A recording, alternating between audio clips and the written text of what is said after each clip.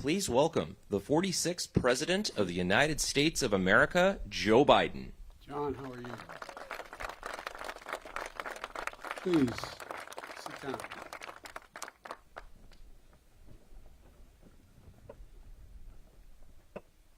At last, the hour had come. Dawn, 6th of June, 1944. The wind was pounding as it is today, and always has against these cliffs. 225 American Rangers arrived by ship, jumped into the waves and stormed the beach. All they could see was the outline of the shore and the enormity of these cliffs. And I'd like to look, I know I'll get in trouble with the Secret Service if I go to the edge and look over, but think of those cliffs as my host just showed me. That's what we're standing on top of. All they could hear was the crack of bullets hitting ships, sand, rocks, hitting everything.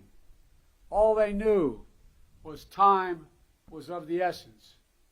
They had only 30 minutes to eliminate the Nazi guns high on this cliff. Guns that could halt the Allied invasion before it even began. But these were American Rangers. They were ready. They ran toward the cliffs and mines planted on the beach by Field Marshal Rommel exploded around them, but still they kept coming. Gunfire rained above them, but still they kept coming. Nazi grenades thrown from above exploded against the cliffs, but still they kept coming. Within minutes, they reached the base of this cliff. They launched their ladders, their ropes, and grappling hooks, and they began to climb. When the Nazis cut their ladders, the Rangers used their ropes. When the Nazis cut their ropes, the Rangers used their hands. And inch by inch, foot by foot, yard by yard, the Rangers literally clawed their way up this mighty precipice until at last they reached the top. They breached Hitler's Atlantic Wall, and they turned in that one effort the tide of the war that began to save the world. Ladies and gentlemen, yesterday I paid my respects at the American Cemetery just a few miles from here, where many of those Rangers who died taking this cliff are buried. I spoke of what the fallen had done to defend freedom. Today, as I look out at this battlefield and all the bunkers and bomb craters that are still surrounded, one thought comes to mind. My God, how did they do it? How were these Americans willing to risk everything, dare everything, and give everything? There were Americans like Sergeant Leonard Lommel from New Jersey. He was one of the first Rangers to jump off his ship and run toward the cliff. He almost was shot right above the hip initially, and wasn't sure, but he was. He kept going.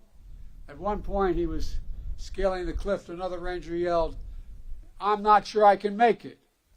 And Lommel yelled back with every ounce of strength he had in him, "You've got to hold on." And he did, and they did. Americans like Sergeant Tom Ruggiero from Massachusetts. A German shell hit his boat as he was approaching the shore. Everything exploded. The sergeant was knocked into the freezing water, and as he told it, he began to utter a prayer. "Dear God, don't let me drown. I want to get in and do what I'm here and supposed to do." Americans like Colonel James Rudder, Texas. When the military asked for a battalion for this daring mission, he raised his hand and said, "My Rangers can do the job." He knew their capacity. He knew the strength of their character. A few days after they scaled this cliff, he wrote a condolence letter to a mother of one of the Rangers who gave his life here. And that letter said, "A country must be great to call for the sacrifice of such men. Country must be great to call for the sacrifice of such men." And Americans like John Wardell from New Jersey. John is here. John We love you, man. Thank you for all you've done.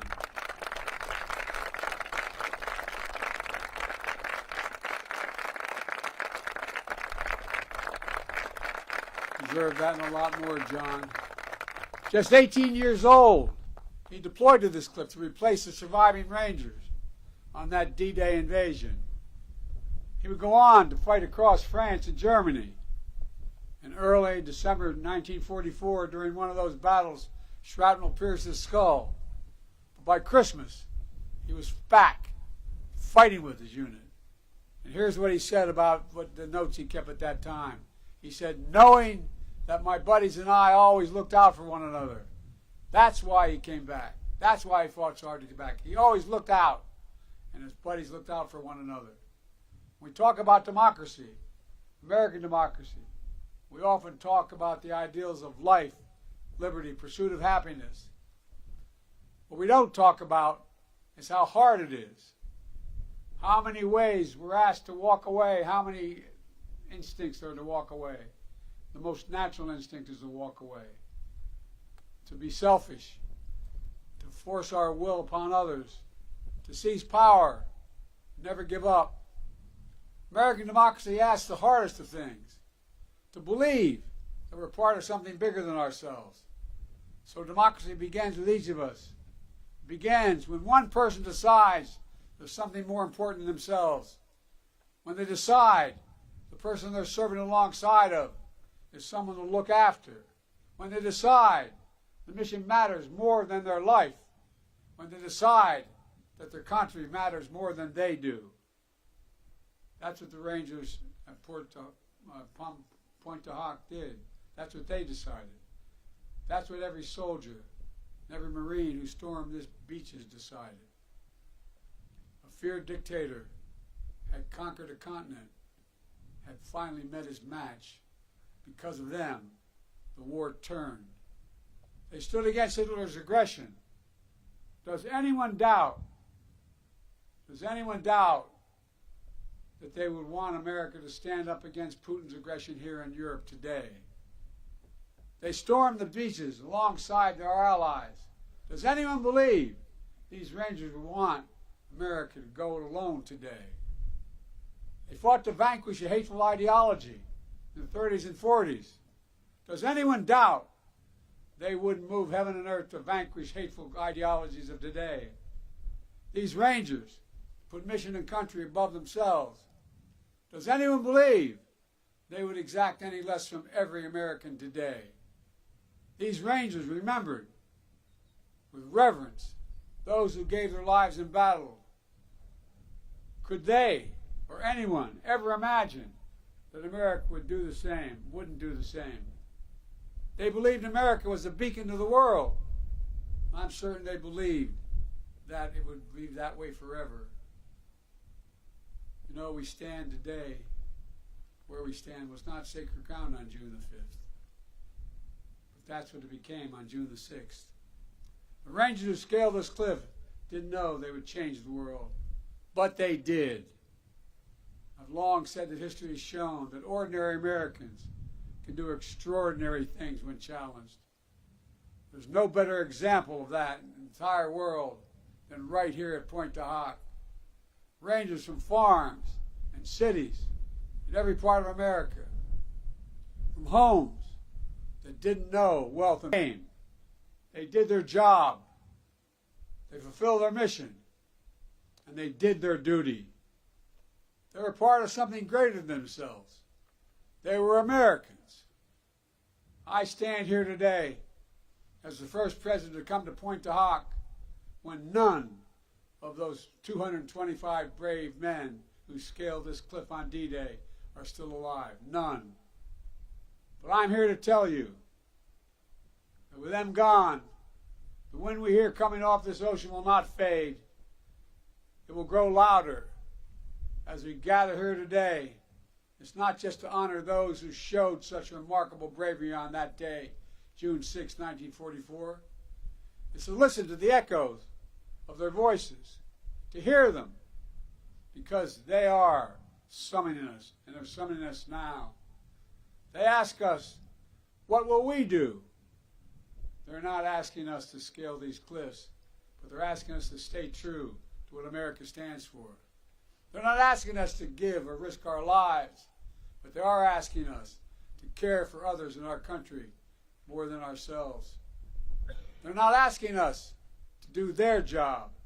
They're asking us to do our job, to protect freedom in our time, to defend democracy, to stand up aggression abroad and at home, to be part of something bigger than ourselves. My fellow Americans, I simply refuse to believe that America's greatness is a thing of the past. I still believe there's nothing beyond our capacity in America when we act together. We're the fortunate heirs of the legacy of these heroes, those who scale the cliffs, Pointe du Hoc. We must also be the keepers of their mission, the bearers of the flame of freedom that they kept burning bright. That is the truest testimonial to their lives.